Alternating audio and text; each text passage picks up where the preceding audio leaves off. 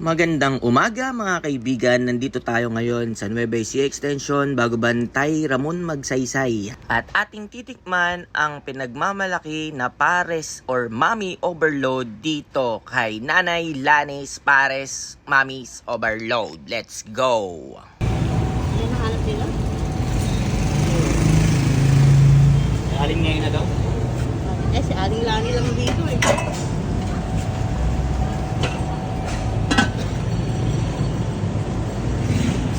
Guys, may mo na yung bawang masang nalagyan.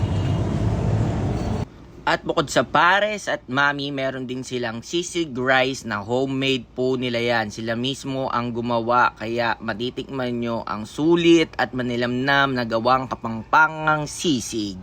At bukod sa sisig, meron din silang tinatawag na lechon kare-kare. Lahat po ng meal nila rito ay may libre ng sabaw. Purong sabaw po ito ng baka, kaya malasa at malinamnam ang sabaw na ito. Tingnan nyo kung saan to gawa. Yan no.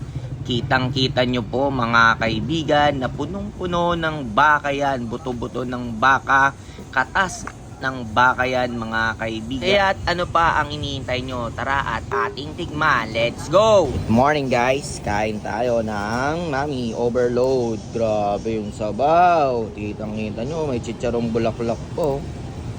Kita nyo naman yung sabaw pa lang, halatang-halatang bakang baka na.